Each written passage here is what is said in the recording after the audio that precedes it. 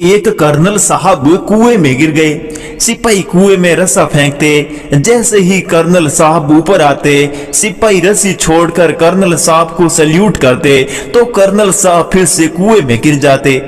एक अनुभवी सैनिक ने सलाह दी कि एक ब्रिगेडियर साहब को तकलीफ देते हैं ताकि उन्हें सलूट ना करना पड़े। एक ब्रिगेडियर को बुलाया गया। ब्रिगेडियर साहब ने रस्सी फेंकी। कर्नल साहब ने रस्सी पकड़ी और ब्रिगेडियर साहब खींचने लगे। कर्नल साहब जैसे ही किनारे पर पहुंचे, उनकी नजर ब्रिगेडियर साहब पर पड़ी। कर्नल साहब ने रस्सा फेंककर ब्रिगेडियर साहब को सलाम किया और फिर कुएं में गिर गए। ये बार बार हुआ। आखिरकार कर्नल साहब की आवाज कुएं से आई, कम वक्तों, एक बैचमेट को बुलाओ। एक आदमी महाकंजूस था। उसने एक शीशी में घी भरकर उसका मुंह बंद किया हुआ था। जब वह और उसके बेटे खाना खाते तब शीशी को रोटी से रगड़कर खाना खा लेते थे। एक बार कंजूस किसी काम से बाहर चला गया। लौटने पर उसने बेटों से पूछा, खाना खा लिया था? बेटे बोले हाँ। कंजूस बोला, पर शीशी तो मैं अलमारी में बंद करके गया था। बेटे बोले, हमने अलमारी के हैंडल से रोटियां रगड़ कर खा ली। कंजूस नाराज होकर बोला, नालायकों, क्या तुम लोग एक दिन बिना घी के खाने नहीं खा सकते थे? बेटा बोला, पिताजी युद्ध कैसे शुरू होते हैं? पिता बोला, मान लो कि अमेरिका और इंग्लैंड में किसी बात पर मतभेद हो गया। माँ बोली, लेकिन अमेरिका और इंग्लैंड में मतभेद हो ही नहीं सकता। पिता बोला, अरे भाई, मैं तो केवल एक उदाहरण दे रहा था। माँ बोली, मगर तुम बच्चे को गलत उदाहरण देकर बहका रहे हो। पिता बोला, नहीं, मैं बहका नहीं रहा हूँ। माँ बोली, जरूर बहका रहे हो। पिता बोला, बकवास बंद करो, एक बार कह दिया ना, नहीं बहका रहा हूँ। माँ बोली, मैं क्यों चुप रहूं, तुम्हारी कोई धींगा मुश्ती है? बेटा बोला, आप लोग झगड़ा बंद करिए, मैं समझ गया कि युद्ध कैसे होते हैं।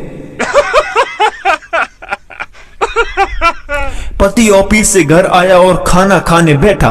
खाते खाते अपनी पत्नी से कहा कि खाना ठीक नहीं है, कोई टेस्ट नहीं आ रहा है। पत्नी चुपचाप उठी और उसने कॉर्पोरेशन में कॉल किया और एम्बुलेंस को बुला लिया और कहा, इसे टेस्ट नहीं आ रहा है। एम्बुलेंस पति को ले गई और उसे क्वारंटाइन कर दिया। इस प्रकार पत्नी ने बदला लिया। उधर पति को पूछा गया कि आपके संपर्क में कौन कौन आया था। पति ने शांति से कहा, मेरी पत्नी, मेरा ससुर, मेरी सास और मेरा साला साली को छोड़ के। बस अब ये सब भी अस्पताल के बिस्तर पर बैठे बैठे पति को याद कर रहे हैं। दो काफी वृद्ध व्यक्ति एक पार्क में पेड़ के नीचे बैठे थे। तभी दोनों एक दूसरे की तरफ देखने लगे। उनमें से एक बोला, अरे यार, अब तो मेरी उम्र 83 साल हो गई है। अब तो मेरा शरीर दर्द और थकान से भर गया है। मैं जानता हूँ तुम ही मेरी ही उम्र के हो, तुम्हें कैसा महसूस होता है? उसके दोस्त ने कहा, अरे मैं तो छोटे से बच्चे की तरह महसूस करता हूँ। क्या सच में बच्चे की तरह? हाँ, बच्चे की तरह। कोई बाल नहीं, कोई दांत नहीं, और कभी कभी तो ऐसा लगता है जैसे मैंने अपनी पैंट में ही गीला कर दिया हो। रोबीला चेहरा, घुमावदार बड़ी बड़ी मूछ, आंखों में चमक, हाथों में 2 नाली बंदूक और पैरों के पास पड़ा हुआ कम से कम 10 फुट बब्बर शेर। पेंटिंग्स की दुकान में तस्वीर देखते देखते मैं अचानक इस तस्वीर के सामने रुक गया और एकटक देखे जा रहा था। उस तस्वीर ने जैसे मुझको जकड़ सा लिया था। 5000 रुपए में मैंने पूछने पर दुकानदार ने उस तस्वीर की कीमत बताई। हालांकि कीमत कुछ ज्यादा लगी, फिर भी मैंने अपनी जेब से 5 रुपए निकाल कर गिने तो वह महज 4500 ही निकले। तब मैंने उस दुकानदार से वह तस्वीर 4500 रुपए में बेचने का आग्रह किया, किंतु दुकानदार ने मना कर दिया। 2 दिन बाद जब मैं पूरे 5000 रुपए लेकर दुकान पर पहुंचा तो पाया कि वह तस्वीर तो बिक चुकी है। कई महीनों तक मुझे वो तस्वीर ना खरीद पाने का मलाल रहा।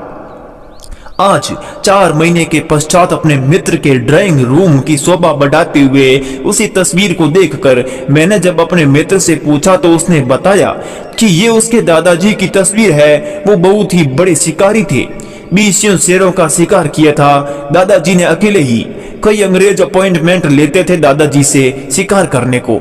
तब मित्र की बातें सुन मन ही मन में सोच रहा था कि साले, उस दिन 500 रुपए कम पड़ गए थे, वरना आज ये मेरे दादाजी होते। एक बुजुर्ग आदमी को रात 1 बजे पुलिस वाले ने रोकते हुए पूछा, इतनी रात को कहीं से आ रहे हो या कहीं जा रहे हो?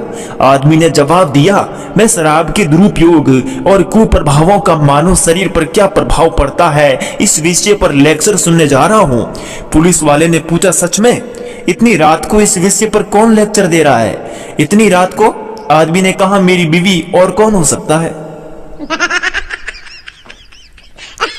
एक बार एक भिखारी भीख मांगने एक घर के दरवाजे पर पहुंचा। दस्तक दी तो अंदर से एक 45 साल की महिला आई। भिखारी बोला, माताजी, भूखे को रोटी दे दो। महिला बोली, शर्म नहीं आती? हट्टे कट्टे होकर भीख मांगते हो? 2 हाथ है, 2 आंख है, 2 पैर है, फिर भी भीख मांगते हो? भिखारी बोला, माताजी, आप भी खूबसूरत, गोरी चिट्टी है, गजब का फिगर है, और अभी आपकी उम्र ही क्या है? आप मुंबई जाकर हीरोइन क्यों नहीं बन जाती? घर पर बेकार बैठी हो। महिला बोली, जरा रुको, मैं अभी तुम्हारे लिए खाना लाती हूँ। एक बार जीतो और प्रीतो चांदनी चौक में घूम रही होती है कि तभी उनकी नजर एक महिला पर पड़ती है जो कि अपने पति को खिड़की से धक्का दे देती है, जिससे पति नीचे रखे कूड़ेदान में जा गिरता है। ये देख जीतो प्रीतो से कहती है, जीतो, ये दिल्ली की महिलाएं बहुत फिजूल खर्च होती है। जीतो की बात सुन प्रीतो हैरानी से पूछती है, प्रीतो बोली, वह कैसे? जीतो बोली, अब देखो ना, ये आदमी अभी और 4-5 साल इसके काम आ सकता था, फिर भी इसे कूड़े में फेंक दिया। एक बार एक आदमी मर रहा होता है तो उसके परिवार के सारे सदस्य उसके आसपास खड़े होते हैं। अपनी अंतिम सांसें गिनते हुए वह आदमी अपनी पत्नी से कहता है, आदमी बोला, मेरे मरने के बाद तुम पड़ोस में रहने वाले रामलाल से शादी कर लेना। आदमी की बात सुनकर पत्नी जवाब देती है। पत्नी बोली, नहीं, मैं तुम्हारे बाद किसी और से शादी नहीं कर सकती। आदमी पर बोला, पर मैं तुम्हें कह रहा हूं ना, तुम रामलाल से शादी कर लेना। पत्नी बोली, आप ऐसा क्यों कह रहे हैं? आदमी बोला, क्योंकि उसने एक बार मुझे बेवकूफ बनाकर एक शर्त जीत ली थी और अब मैं उससे बदला लेना चाहता हूं।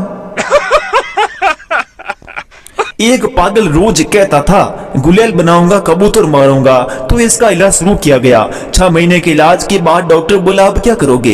पागल बोला, शादी करूंगा। डॉक्टर बोला, गुड। फिर? पागल बोला, सुहागरात मनाऊंगा। डॉक्टर बोला, अच्छा कैसे? पागल बोला, उसकी साड़ी उतारूंगा। डॉक्टर बोला, बहुत बढ़िया। फिर? पागल बोला, उसका ब्लाउज उतारूंगा।